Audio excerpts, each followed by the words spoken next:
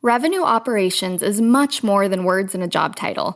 It's a methodology that is transforming sales, marketing, and customer success teams into high-performing revenue drivers. However, many revenue leaders still have critical questions about how to operationalize it. Furthermore, they want to know what others in the industry are doing. That's why we conducted original research and put together our findings in the 2021 Revenue Operations and Customer Acquisition Benchmark Report. In partnership with RevOps Squared, we asked hundreds of cross-departmental revenue leaders across top companies to reveal their approach to revenue planning, analytics and revenue operations, and customer acquisition. We've identified exactly how teams are aligning to hit their revenue targets, as well as the new activity, pipeline, and customer acquisition benchmarks to strive for in 2021 and beyond. Download the entire report for free at ringDNA.com/RevOpsReport. What if your sales team could know the moment a buyer arrives on your website and talk with them instantly? With Qualified's conversational sales and marketing platform purpose-built for Salesforce, that's all possible. It's not rocket science, it's common sense. Conversations move deals forward. Live chat, voice calls, and meeting bookers accelerate sales conversations without a single email exchange. Capture prospects in that magic moment when they're most interested in learning about your business. Head on over to qualified.com to chat with their team and learn more.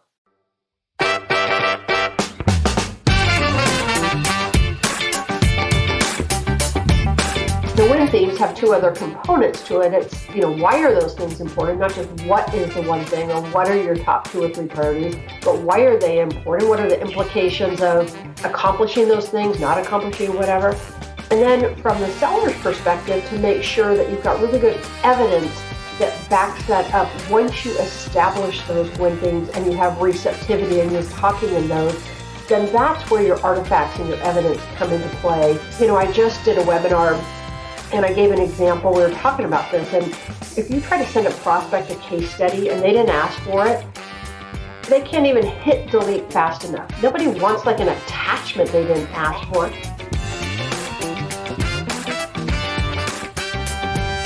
Hi friends, welcome to the Sales Enablement Podcast. I'm your host, Andy Paul.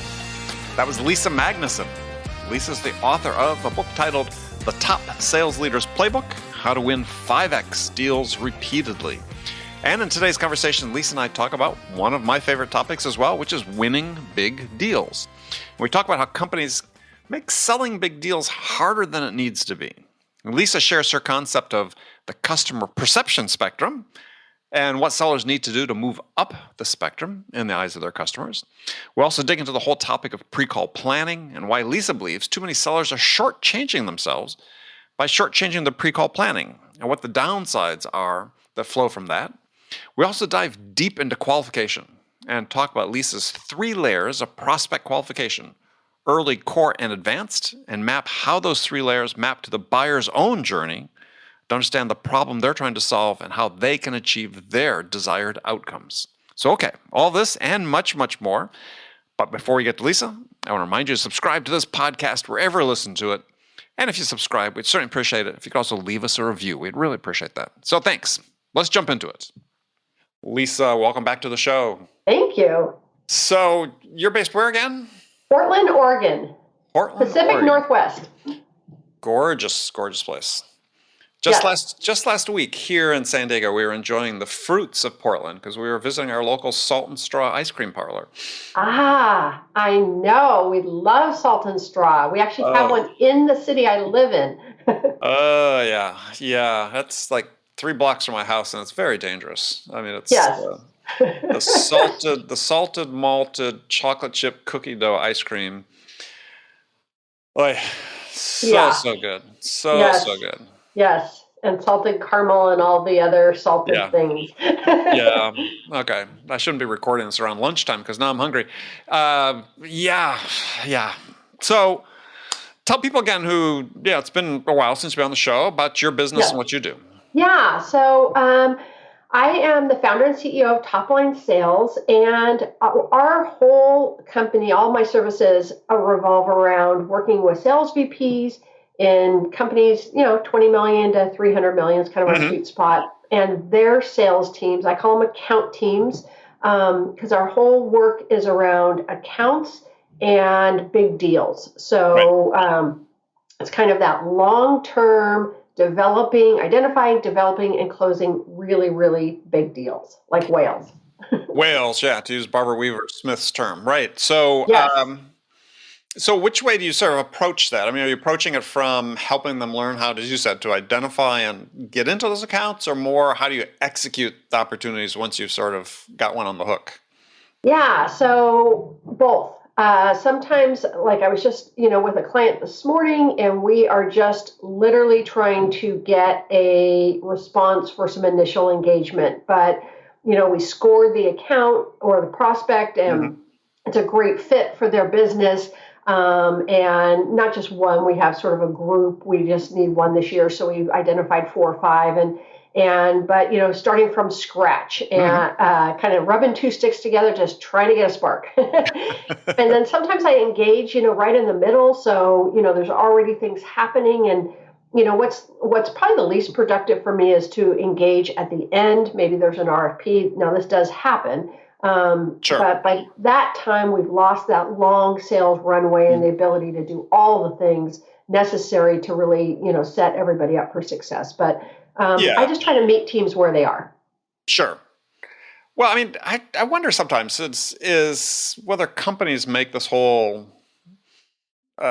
this whole initiative of selling to big companies harder than it needs to be. Because certainly you look at in tech world and SaaS companies, let's say, and it's been, even non-SaaS tech companies is, we're going to start in the SMB space and we're going to migrate our way up. And my advice, and actually I started my own company 2 decades ago to help other companies with this, is, my experience had been, I was working for startups. We were selling 7 and 8 figure systems to mission critical systems to large companies, and we barely had 2 dimes to rub together ourselves. But we won a lot of these deals, and so I was working with companies to help them, smaller companies, learn how to go out and compete against the big guys for big deals, sort of as you do. And it's like, my thought is like, why, if you think you have a product that's fit for large enterprise, go sell to large enterprise. Yeah. Well, that's exactly it. I mean, it's it isn't simple. It's complex. There's lots that need to happen. But one sort of fun factor, side comment, I have heard from multiple clients in the last 12 months where they've sold what I call 5X deals, and that's about 5 times your average deal size. Right. Without ever meeting the prospect. So, so that is sort of new. So that, in that way, things have been simplified, but generally, these are complex. They take time. There's people on the buyer's side, on the seller's side. There's also prospects now have no tolerance for risk, little to no. They also only care about immediate outcomes and results. So nobody's working on their 5-year plan. They're working on what can we do to get outcomes and impacts now. Right. Also, things need to be so simple.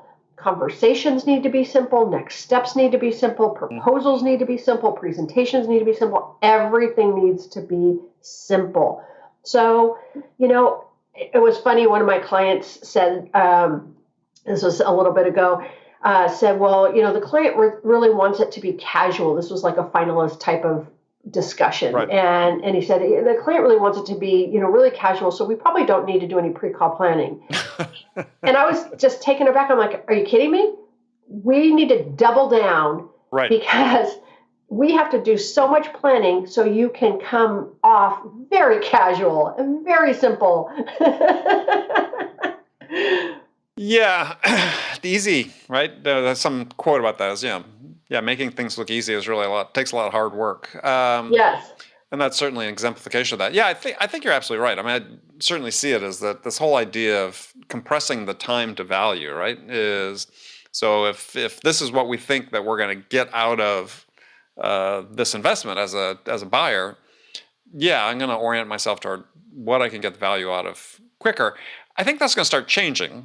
here, but I mean, Yes. certainly when you're in the heart of the pandemic and there was so much uncertainty, and not that we don't have uncertainty, we have a lot of uncertainty still, but people at least starting to see a light at the end of the tunnel somewhat. Yeah, you can't blame people for wanting to say, yeah, let's be short-term oriented. Exactly. And, you think about even your own, what you pay attention to in the course of any given day right now, it's your A priorities. If emails coming across, if they're not an A priority, they get deleted. Projects not an A priority get put on the back burner, And so there is sort of this just, if you're a salesperson and you're going after a longer term opportunity, it's harder than ever to figure out what that A priority is. So you can get in and get some interaction and get Right. things advancing. But I think that's really, I think I think the problem for a lot of sellers is they just don't understand that is their A priority, right? Their A priority, in my mind, and really hasn't changed at all over decades, but is, as a seller, your job is to understand, to listen and to understand what's the single most important thing to the buyer, right? And then Exactly. your job is then to help them get that. Yes. So understand, help them get that. So if you don't get to the point of understanding what that most important thing is, instead of, hey, I'm trying to understand a panoply of things, right, a spectrum of things, there's always one thing that's most important. And I call it the one thing, right? What's the one thing? Find out what the one thing is. Yes, I call those win themes. And it's, Yeah. And we talked about this last time last year. It's so important, especially when we're trying to simplify. So I love your one thing. Win themes for me are usually, Right. maybe 2 or 3, but it's their priorities. And then what are your strengths to match those priorities? And you really don't need to talk about anything else, because you really only need to talk about yourself in the context of their priorities. And then Right. the win themes have 2 other components to it. It's, why are those things important? Not just what is the one thing or what are your top 2 or 3 priorities, but why are they important? What are the implications of accomplishing those things, not accomplishing whatever? And then from the seller's perspective, to make sure that you've got really good evidence that backs that up. Once you establish those win themes and you have receptivity and you're talking in those, then that's where your artifacts and your evidence come into play. So, I just did a webinar and I gave an example. We were talking about this, and if you try to send a prospect a case study and they didn't ask for it, they can't even hit delete fast enough. Nobody wants like an attachment they didn't ask for. Oh, no, that's content. Content's king. Exactly. It's like so it's just, it's not going to resonate. But same case study, if you've gone to the trouble of finding either their one thing or their priorities, and you've talked about why they're important, and then, the strengths that you bring to bear, and you have a case study that backs that up, all of a sudden that case study is extraordinarily valuable. Right. So same case study. In one case, it's an annoyance and a delete and I think poorly of you because you sent this to me and I don't want it. Right. In another case, like super valuable. Well, and so to your point you're making and that's why I use the word very carefully when I was talking about this, is you have to understand what the most important thing is. And that encompasses the why, is right? Yep. Is too often in sales these days, we train sellers, ask these questions, and they have a collection of information so they know things, but they don't understand things, right? Yes. And to your point about the case study, when you try to sell before you understand, you have this huge disconnect with the buyer. Huge disconnect. And this is people need to shift their mindset away from, oh, I know these things, to I understand these things. It's such an important, you make such a great point there. It's I came up through selling a million years ago with Xerox. And it's funny because younger people are like, Xerox, is that who is that? What? And, Xerox was like a force, Yeah. as I spent my time there and went all through all the sales roles. But there was Xerox embraced spin selling, and they didn't, invent it, but, massive Right. embrace. And I feel like what people have lost today and we need to get back is the I in spin selling. And the I stands for implication. Mm-hmm. So at Xerox, it was always like, S is what is their situation, Right. B, what are their problems, I, what are the implications. And all the Patience. successful salespeople at Xerox understood the power of the I. Mm-hmm. And that model might be older, the spin model, but that whole thing of the implication is what you and I are talking about, and in some ways I think needs to have a resurgence because Mm-hmm. salespeople also are distracted and overwhelmed. So they feel like if they uncover a couple problems, good enough. They're just ready to go, straight to propose or, whatever the Right. next, they don't kind of go, you know what, we need to slow down to speed up later. We need to Mm-hmm. delve into the why or the implication, because that is where the motivation is. And that's where the true commitment is Yes. from the prospect. Yeah. Well, I try to stress to people and the people listening to this as well is that one of the biggest sources of value you can provide to a buyer is to make them feel understood. Yes. Listen and Right? understood. Yes. I mean, well, they can't make them feel understood if you haven't listened, right? I mean, I Yeah. put those together, right? Yes. Is if they feel that you understand them. I mean, I've include the story in this new book I'm working on. It's about this an account that I was working for a startup, and it was this big, multi-million dollar deal. We had no business winning, really, realistically. But when I asked afterwards, they said, because you're the only company, they said person, but it was person and company because that's not the only one on the deal. But they said, the only one who we felt understood exactly what we were trying to do. It's like And a deep human, need. Well, yeah. yeah. Maslow's hierarchy of needs. Being understood Yeah. is on there. Yes. Yes. Yes. Well, but I think it just can't be stressed enough, right? It's one thing to do your discovery and think that you know something, but you probably don't understand it, and you have to sort of go that extra mile, just take the extra time, ask some more questions, confirm your understanding. I love to do after I think we've gotten to the point where we think we understand is ask the question. So, all right, this is what we think we understand. Yeah. So what are we missing? What are Right. we missing? Yeah. Right? Validate it. What Right. else? Final question. I've already validated it. Now I'm going to ask one more question. All right, we validated it. We both agree. What are we missing?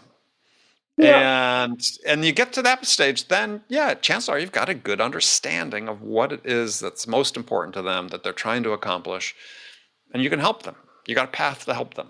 So for your listeners out there, that are listening to this discussion, the downside of not doing this, and I see this all the time, Yeah. stalls and stops. So Yes. if you do a root cause analysis on stalls and stops, it's either you didn't qualify, there weren't, it happened in the qualify stage, or you didn't develop the why or the implications or whatever you want to call that. It's those are 95% of the stalls and stops that occur can be traced back to one of those two things or a combination. Yeah, no, 100%, right? I mean, if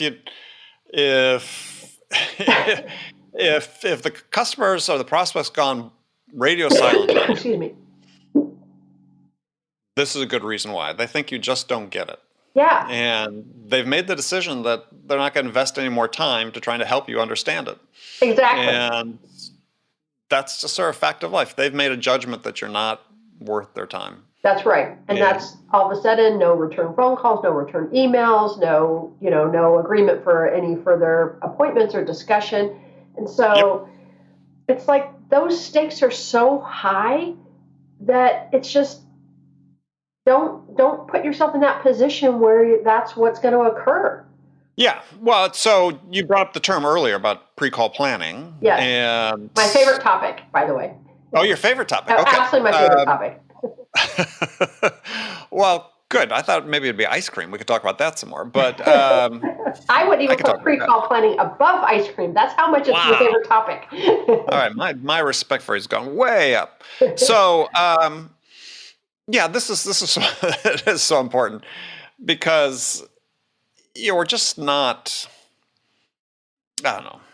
Too often we sort of treat sales as a sort of linear stage, set of events, and we just one leads to another. We just sort of go through it, and the buyer sort of goes with us. And the fact is, they have a choice at every step of the way whether to continue to go through it. And part of that choice, as we just talked about, is made as whether they assess that you're a good use of their time. In the absence of well planned out calls, chances are, if you try to improvise, they're going to decide, yeah, this isn't worth my time. Well, so I just published an article called Why Pre-Call Planning is No Longer Optional. And the reason why that was the title is because pre-call planning has been my favorite topic for literally like 15 years. Mm-hmm. And I've got training, I've got Break Talk webinars on it. I've got actually, for your listeners, I have got a rock solid, awesome 2-page fillable PDF pre-call planning guide that they can get for free on my website. Download it right now, start using it. And if they commit to that as a habit, they can also now get 20% or better improvement in their sales, effectiveness. Right. But yeah, it's just we are at the point where prospects aren't, because they're overwhelmed, because they're distracted. You have to do pre-call planning. It's not optional anymore unless you want to have lots of stalls and stops. If that's your choice, then okay, fine.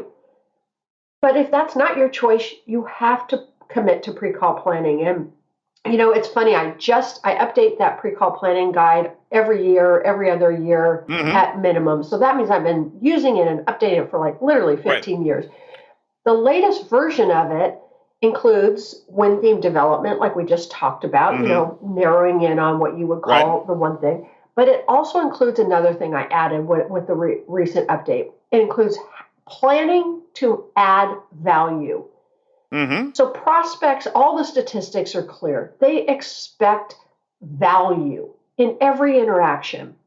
And salespeople don't always know how to deliver value. They don't know what all the kinds of value they can bring. And so by adding that to pre-call planning, it forces them to think about it's like, what value is the prospect looking for? And what value can we provide? Yep. Like my case study example, it's like a case study can be really valuable sometimes. Sometimes it can be not valuable at all. Right. But there's so many things that salespeople have access to. They have access to resources. They have access to expertise. They have access to data in some cases that their prospects don't have, to tools, all kinds of things, events, networking things, tons and tons of stuff. As a matter of fact, in my training things, I have started having salespeople list all of the value that they can bring their prospects, in like 12 different areas, just so they can think about them, not as a whole, but very specifically. And they love that exercise because they're like, wow, I didn't know I had access to so much value that I could deliver to my prospects. But, that's just the beginning. What you really need during the pre-call planning is to figure out, based on where your prospect is in their buying journey, based on where you are, what value are they seeking, and then what value might you be able to provide, and connect those two. And that's part of pre-call planning because prospects expect value with every interaction, period. Yeah. 100% agree, 1,000% agree. Yeah, I talk about it in terms of creating a value plan for a call along the lines of what you're talking about. It's very similarly. Yes.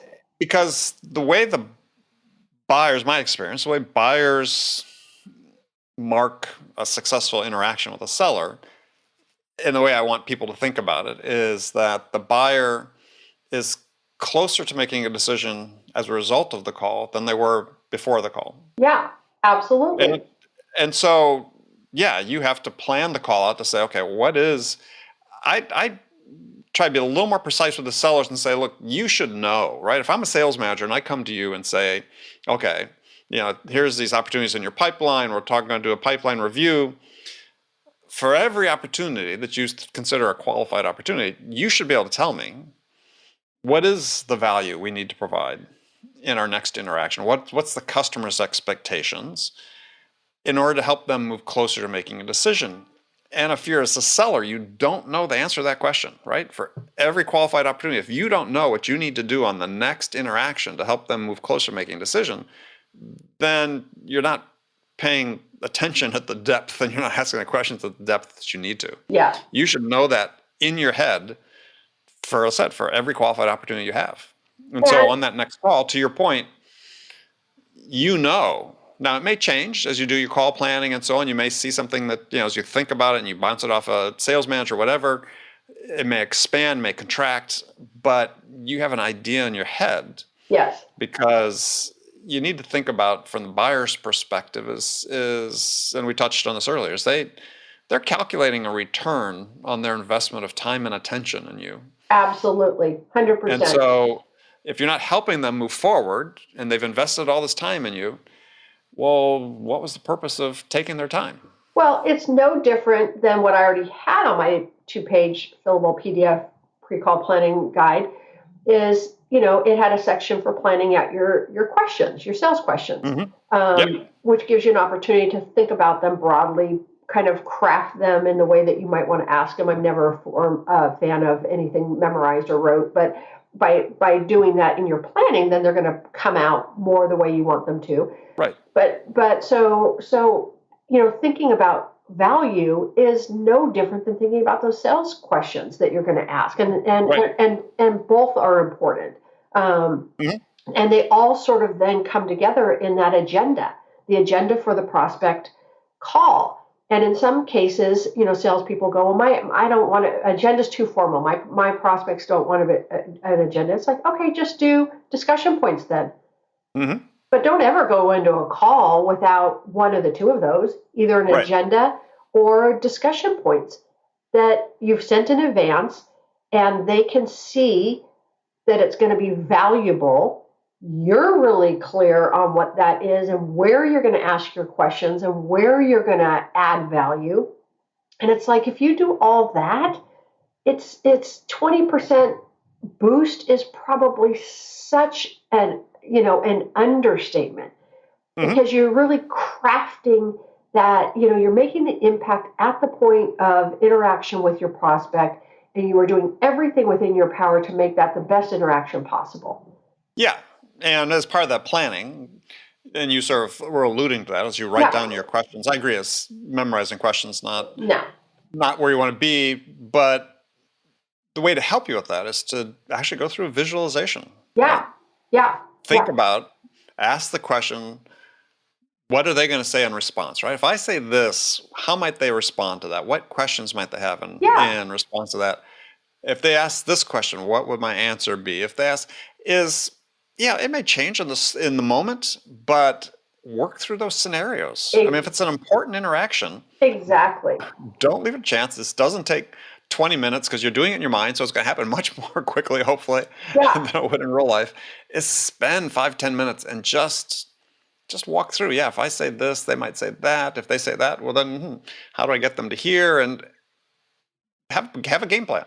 Well, it's funny because account teams over the years, we're talking about pre-call planning, and they'll say, well, how much time should we spend? And I'm like, you know what? There's a 10 to 15 minute version. It's a call. Maybe you already know, it's a second or third or fourth or fifth or 10th call. You know the person. That's kind of a 10-minute version. Maybe there's not, there's 2 or 3 people in the meeting. And then there's the 30-minute version. So maybe you've got multiple people in the meeting on both sides. And then there's the hour-plus version where you're planning for an executive, a C-suite call, and that's going to take a little bit of time. And you're going to really map things out in greater detail and bring other people into that thought process. So it's, you size it for what you're doing. Yeah. Well, the importance, right? The importance of the call is your Yeah, preparation time should mirror that. I mean, it's just like, if you're a seller and you're going to give a presentation to a client, if it was a $80 million deal, you'd probably prep more than if it was a $80,000 deal. exactly. So, Exactly. it's not unrealistic that your prep should mirror the importance of the event that's taking place. But salespeople really do get kind of caught up in that. It's like, well, I don't have time to do, it's like, well, you don't have time to not do this, but also it doesn't always have to take so much time. Right. It's, Well, that's why I stress the visualization. You can do it in just a few minutes. It's just, yeah. just walk through it. If then that. If this, then that. And just run those scenarios through your head. You mentioned presentations and I'm kind of on a little bit of a war path around presentations right now too.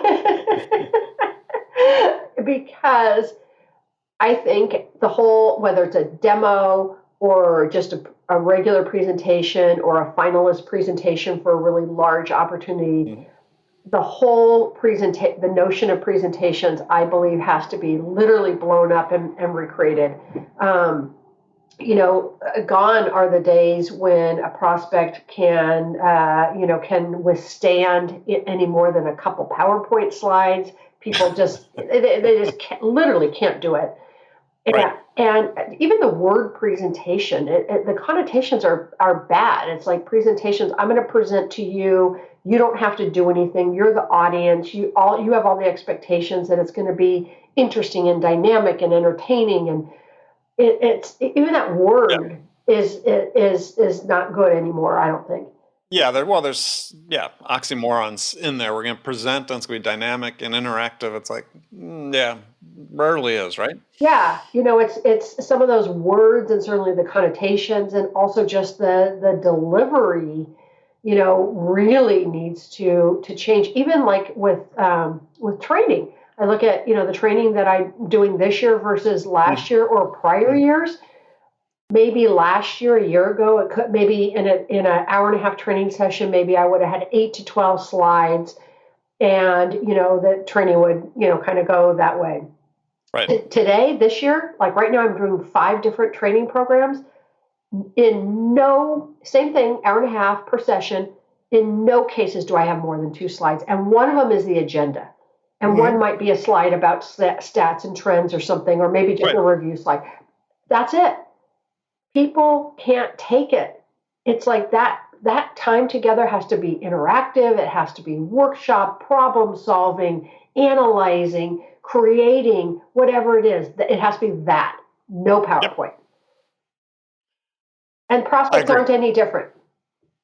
No, I mean, they're not. I mean, people are people, right? We've all gone through the shared experience of the last year and Zoom fatigued and what have you. Yeah, you can't expect your prospects to be any different.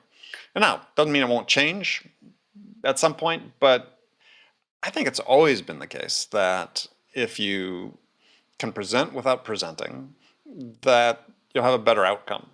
If you have the opportunity to be interactive, this was, even when the early days of PowerPoint, it was victory if we didn't have to open our laptop, right? We could go in for a final competitive presentation, and if we could just spend the time at the whiteboard or around the table and the whiteboard, problem solving, to your point. At that point, we're really not problem solving as much as confirming and validating. Yeah, but maybe you are senior problem level solving. that we really understood their problem. Maybe we had something new. But the point being is collaborative, interactive. Exactly. Engaging, that's the whole key. Okay, super funny side note.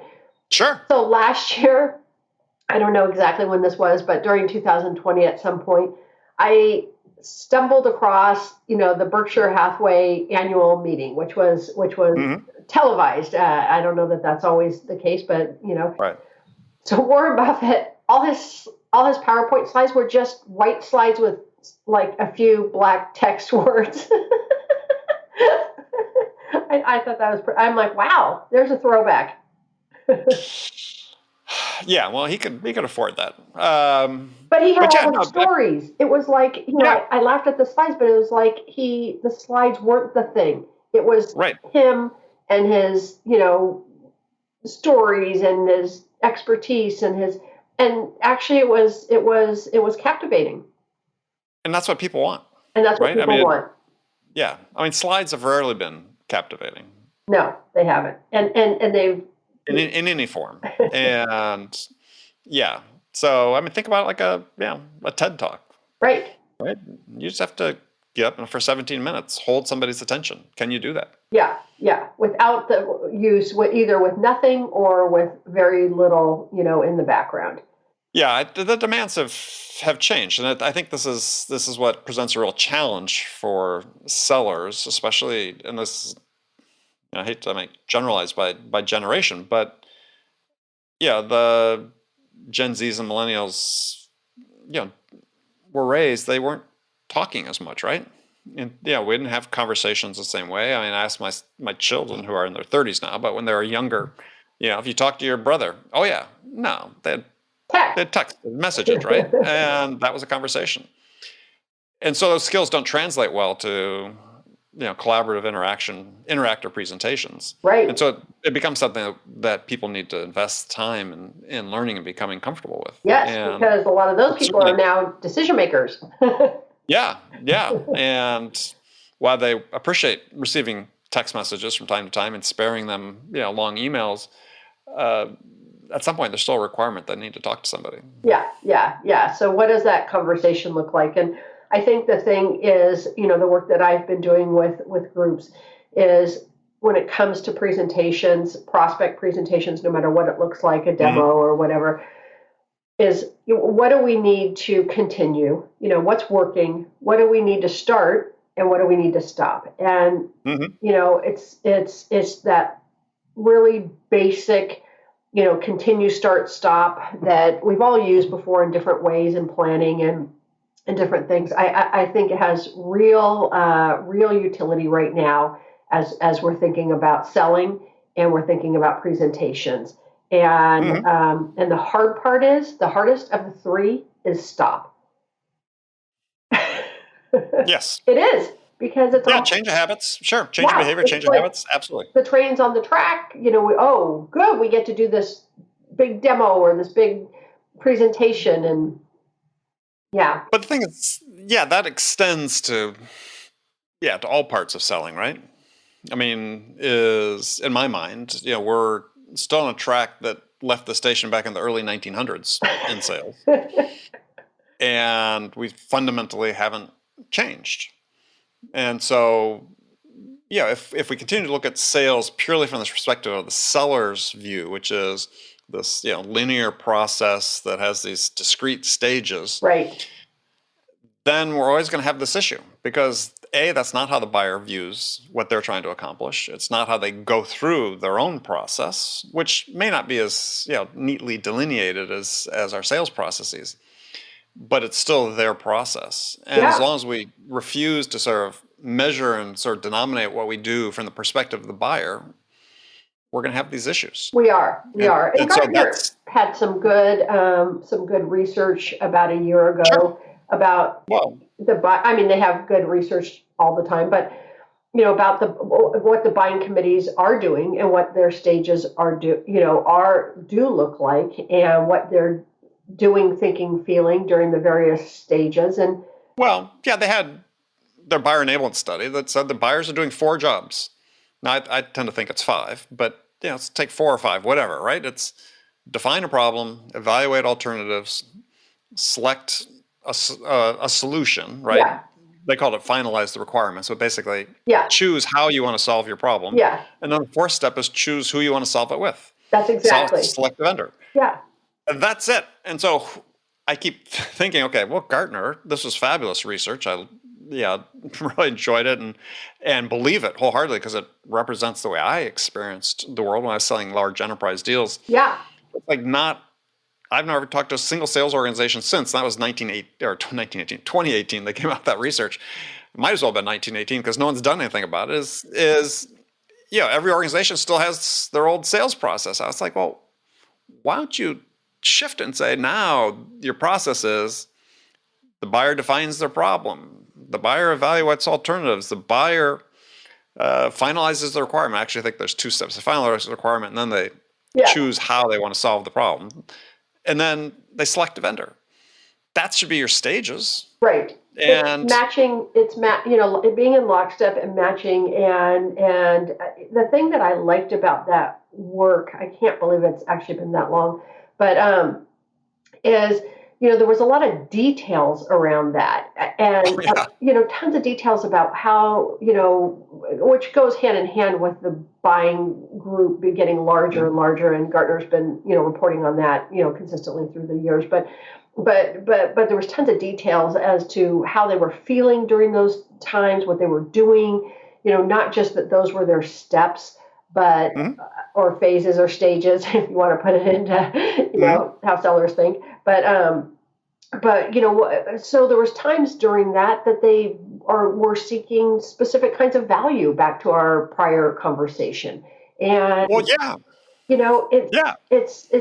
if you really dive into that below just their top level stages, like salespeople have top level stages, there's so much to be learned from that.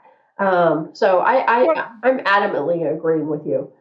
Yeah, I mean, but one of the things that still happens, and you look at, so they had this, famous or infamous flow chart they went along with their research. They call their spaghetti diagram. I talk a lot about it here on the show. It's just, impossibly dense flow chart of activities that happen.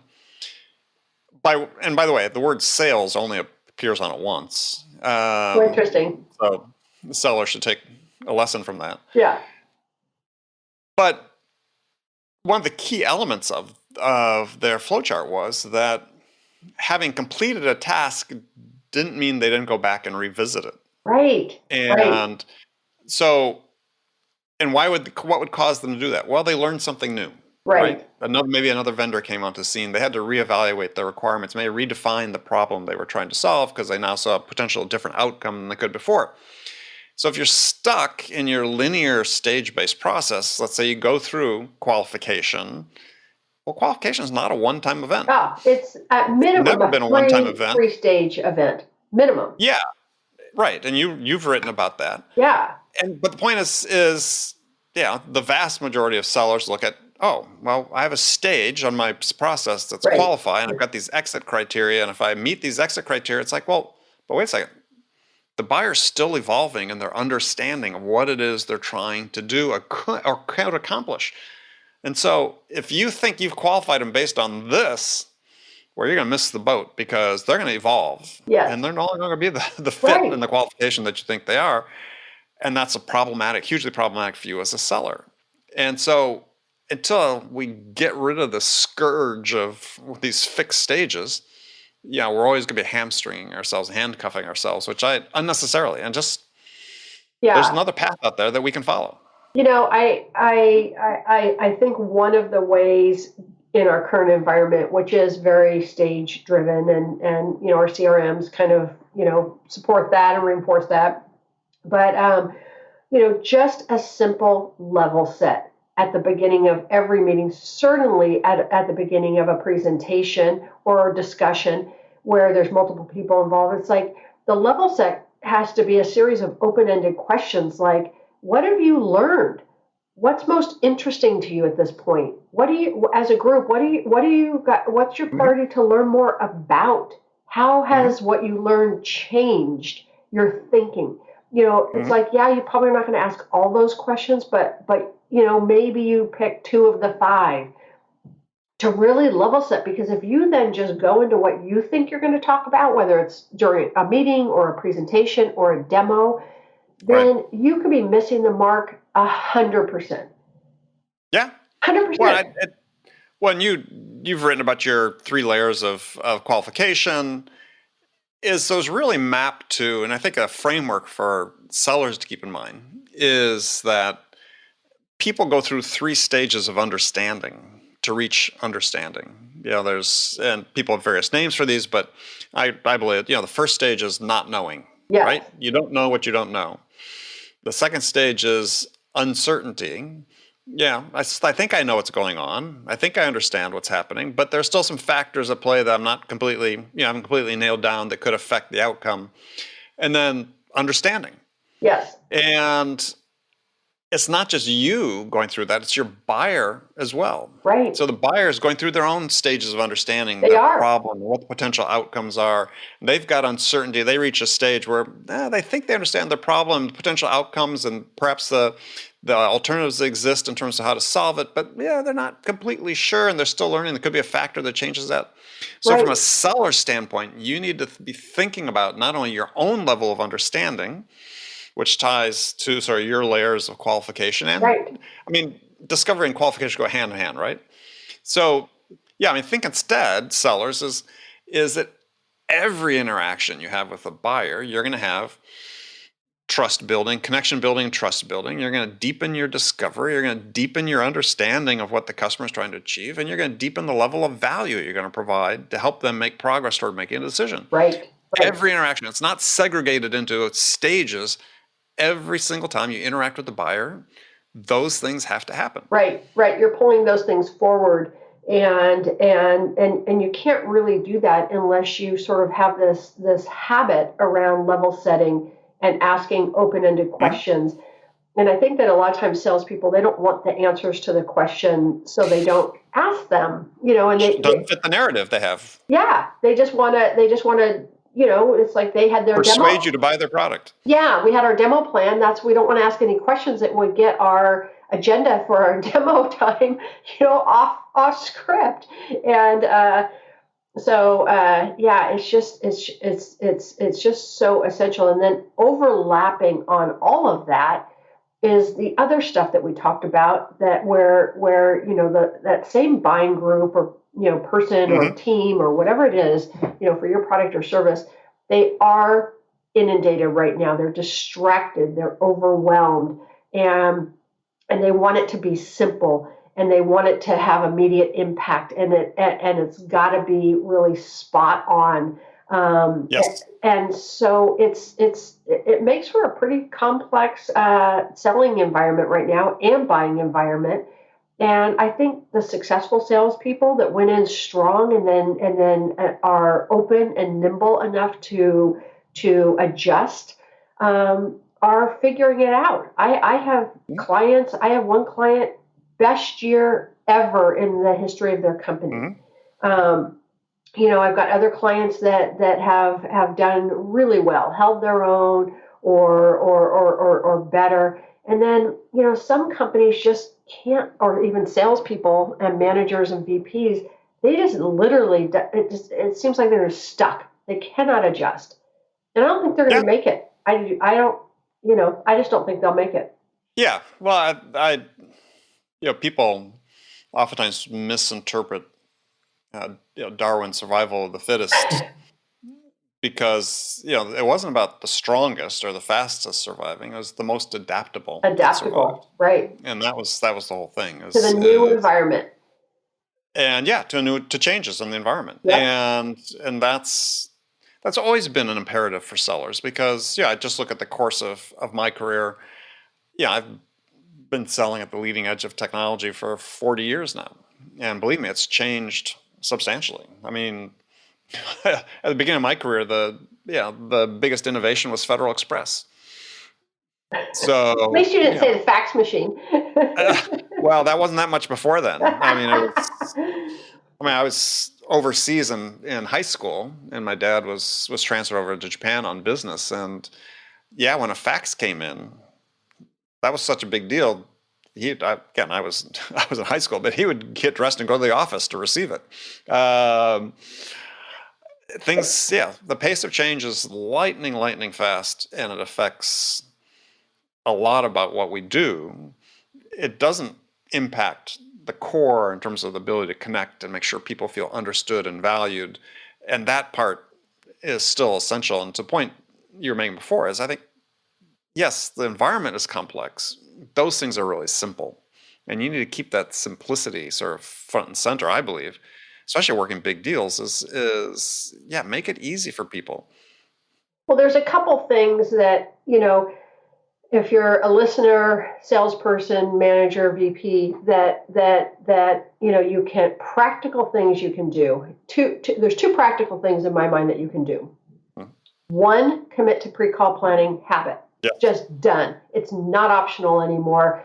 And that's why I like my guide, because it's a thought process. It's not like I like the document so much. It's a thought process. So not just committing to pre-call planning, but committing to a solid thought process and tool to do it.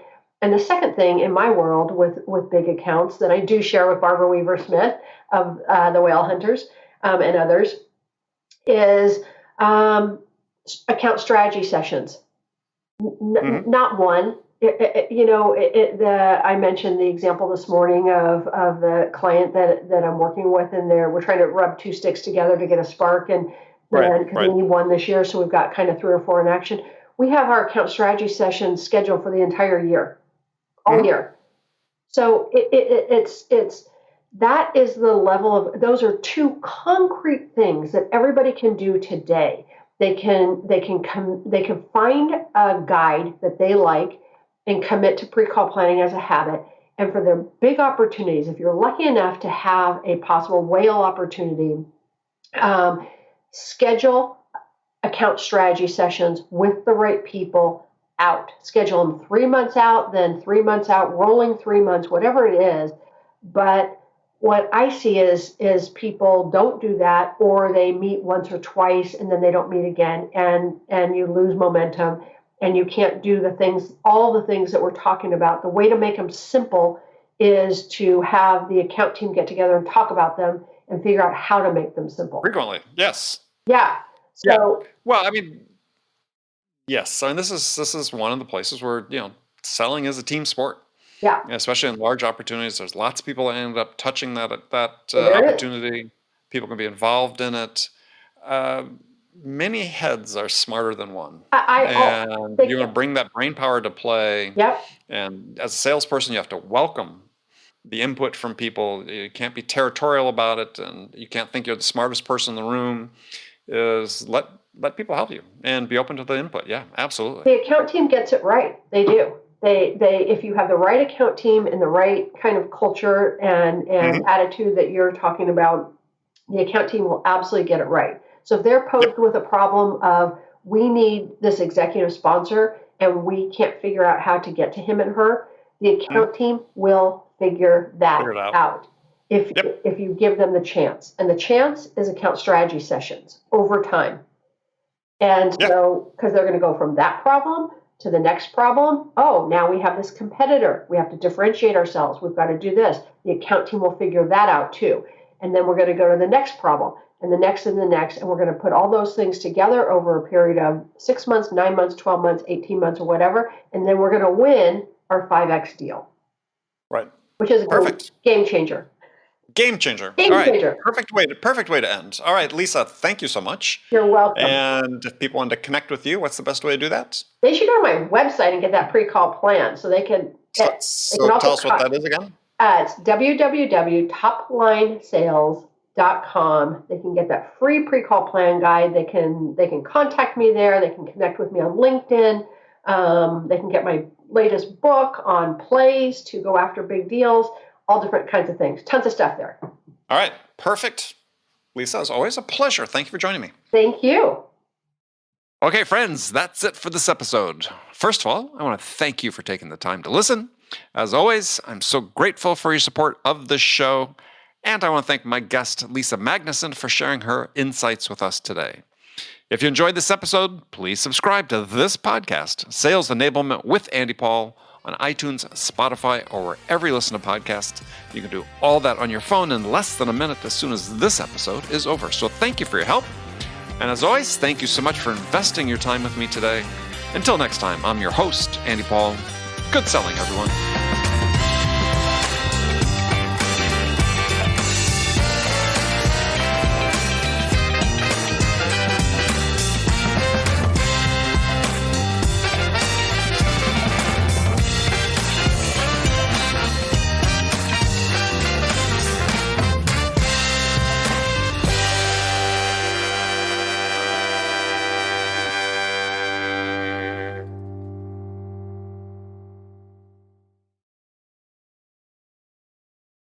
Hi, friends. I have something really exciting to share with you. We're launching a new podcast called the RevOps Podcast as part of the ringDNA podcast family. Today's leading B2B companies are embracing revenue operations as the answer to misaligned people, processes, and data that lead to recurring sales inefficiencies. However, many people still have critical questions about RevOps. What processes and tools do I need? How do I structure my team? How do I measure outcomes across sales, marketing, and customer success? And what are the best practices for doing that? So join Jordan Henderson, Jonathan Stevens, and Brandon Redlinger, and some of the world's leading revenue operations leaders as they tackle the important questions many of you face today when building a RevOps function. From ringDNA, the company that transforms sales teams into high-performing revenue drivers, comes a podcast guaranteed to go beneath the surface-level conversations and dive deep into the world of RevOps. Your hosts deliver unfiltered, thought-provoking discussions and actionable takeaways on every episode about the ideas, processes, and technology changing the B2B sales landscape. Visit ringdna.com/RevOps to learn more or subscribe now on your favorite podcast player. What if your sales team could know the moment a buyer arrives on your website and talk with them instantly? With Qualified's conversational sales and marketing platform purpose-built for Salesforce, that's all possible. It's not rocket science, it's common sense. Conversations move deals forward. Live chat, voice calls, and meeting bookers accelerate sales conversations without a single email exchange. Capture prospects in that magic moment when they're most interested in learning about your business. Head on over to qualified.com to chat with their team and learn more.